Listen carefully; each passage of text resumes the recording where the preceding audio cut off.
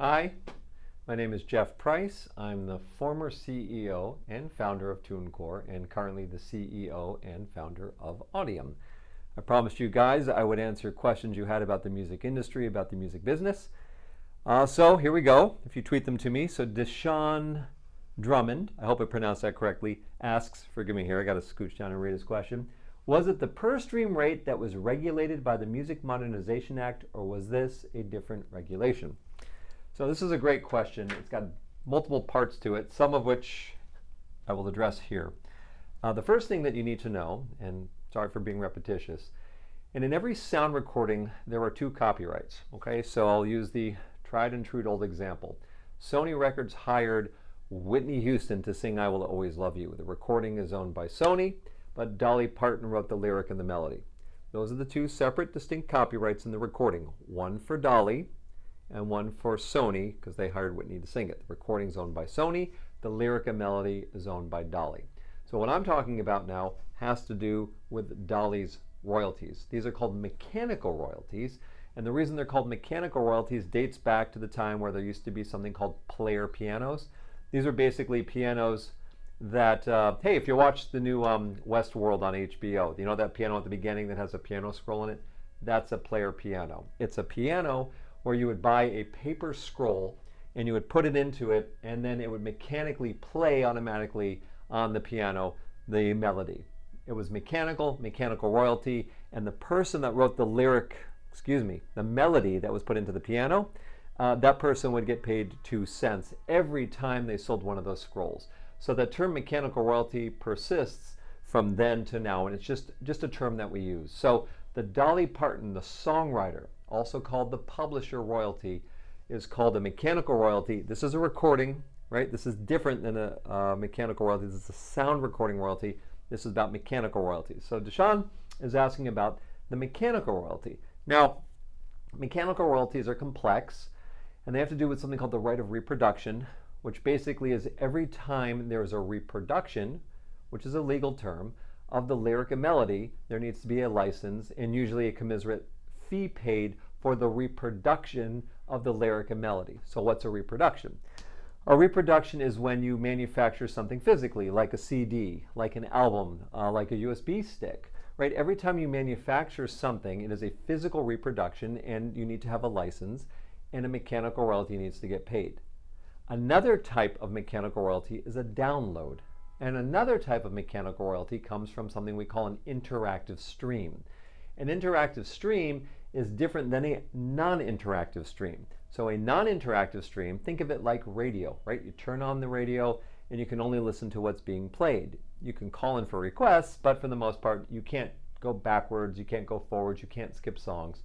When you do radio in a digital format, like Sirius XM or in cable, sometimes if you go up to the top of your cable channels on your cable network, they'll have these, God, I can't remember what they're called.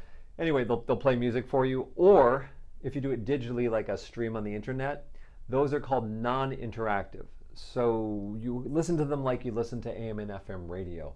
You listen to what's played. With the original Pandora, you could kind of pick what type of music you wanted to hear. I want to hear songs like Paperback Writer by the Beatles. And it would play you music that it think you would like around that, but you really don't get to skip more than a couple of times. You can't pick the artists. It's not like it's your own music collection. So that's non-interactive. Those do not generate mechanical royalties. Those generate public performance royalties, but I'll table that for another video. So the interactive streaming services, Spotify, Apple Music, Amazon Music, Google Play, these are interactive. So you can start, you can stop, you can go backwards, you can go forwards. It feels like your own music collection. You're paying a flat fee for the subscription, and in exchange you have access to someone else's music library, in this case Spotify's or Apple's, etc. And you can use the music the way you kind of want on the fly when you're connected to the internet, even when you're not connected to the internet. That's called a non-tethered interactive stream.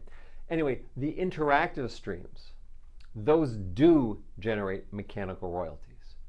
So that's what the question is about, the Dolly Parton copyright and the mechanical royalties that are generated when there is an interactive stream of a sound recording in these services.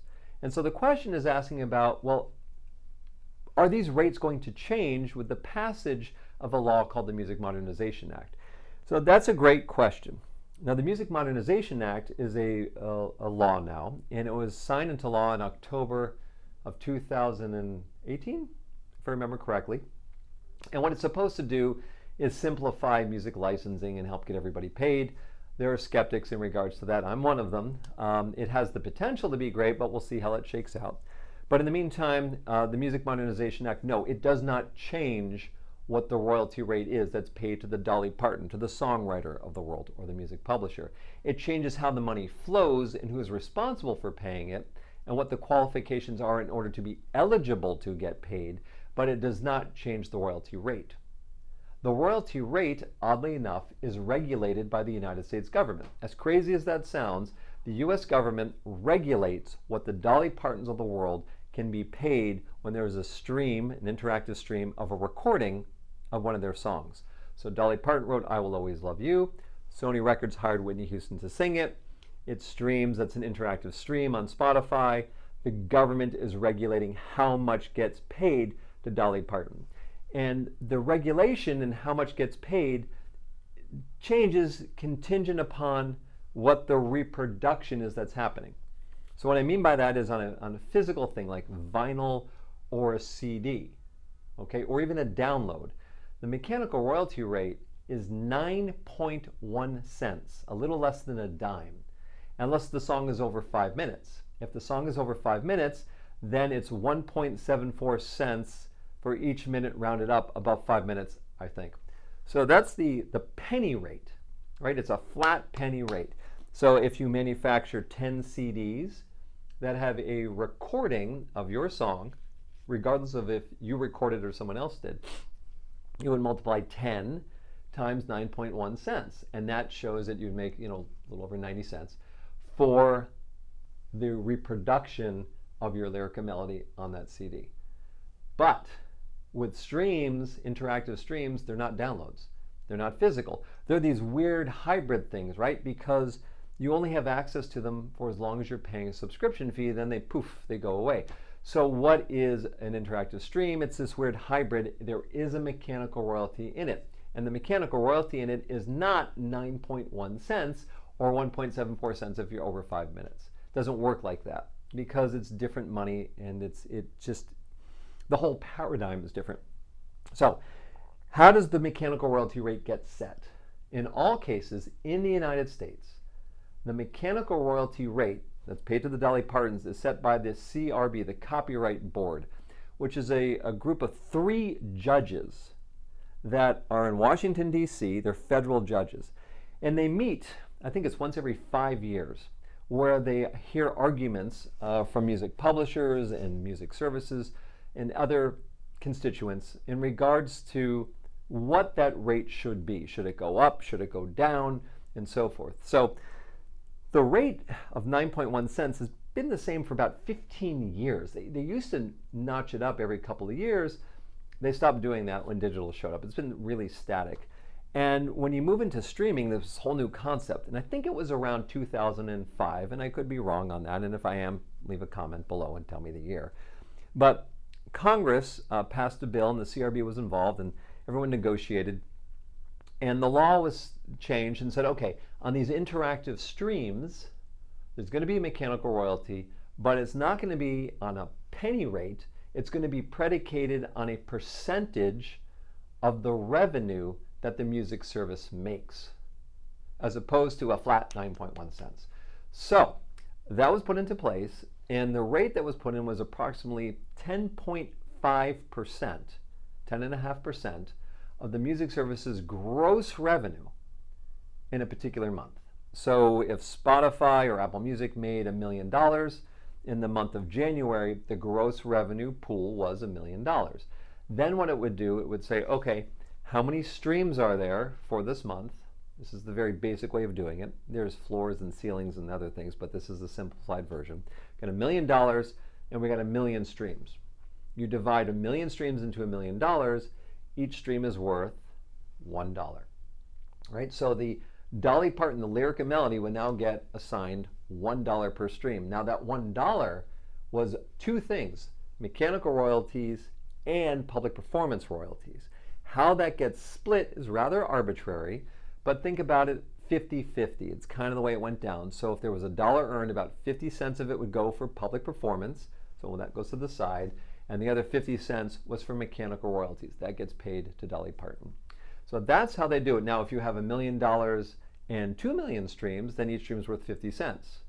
And if you get up to 1 billion streams, you can see how that streaming rate can drop way, way, way, way down, 0.00000 per stream.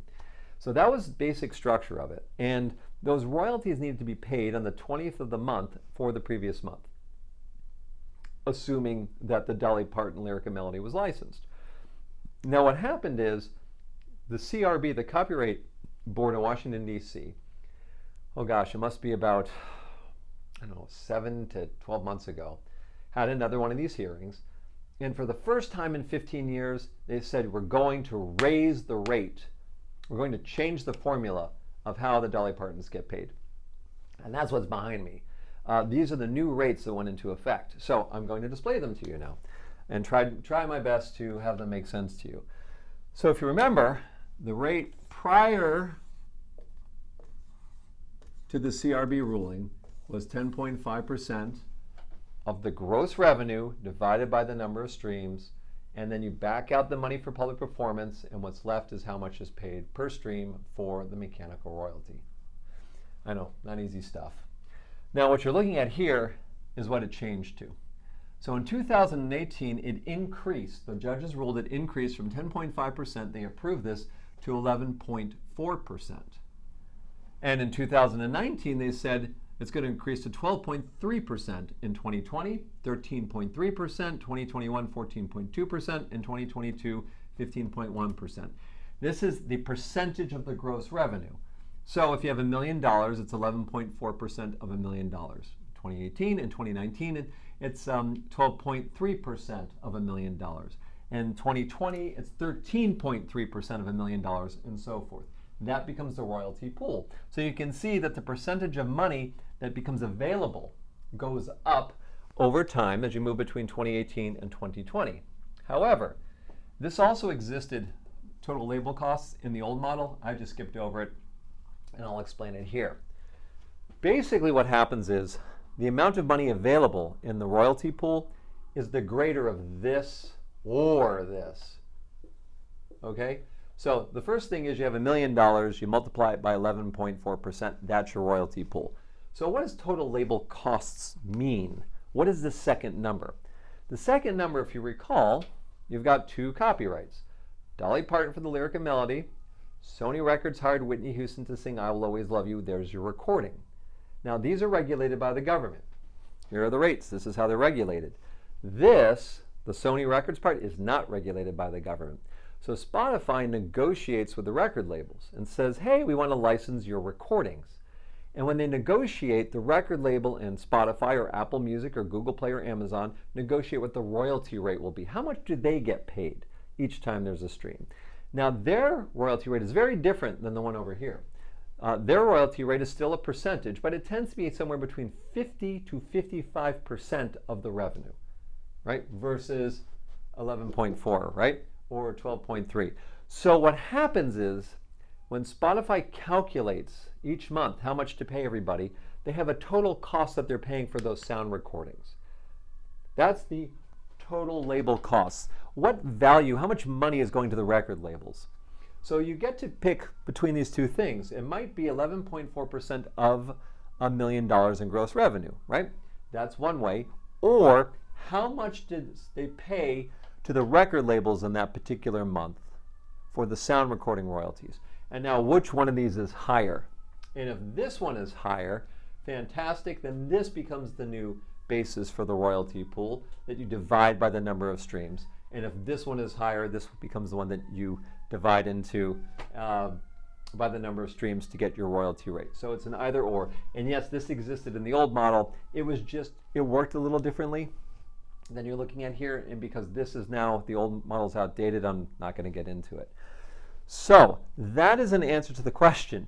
The MMA does not impact the royalty rates. The MMA impacts the workflow, how the money flows and who's making the payment to you and what the qualifications are in order to get paid. But that's different than the royalty rate. And the royalty rate is either the higher of the subscription revenue or the label costs. By the way, there are floors and there's ceilings and there's per subscription minimums. It's a little more complex. But I'm going to put, I'm here getting at the end of the video, I'm going to try to put up an example of what these statements actually look like that show this information so you can see how the information comes in. And under the compulsory license, right, under this US compulsory license where it's regulated, the information is not confidential. If you're direct licensed and you're saying, okay, well, let's do a direct license, there's usually a confidentiality in there. But when you do a compulsory license, there is no confidentiality clause, which is why you're able to show the information. So that is a very long answer to a very simple, what appeared to be a simple question. If you want to see the actual royalty rates and what those per stream rates are in the United States for mechanical royalties, we actually have a public website, which is resources.audiam.com/rates. I'm going to try to put that in here as well so you guys can see the URL and go there. And if you have additional questions, please feel free to hit me up. Thanks for watching. So I just finished recording this video and I realized I left something really important out. So I'm back.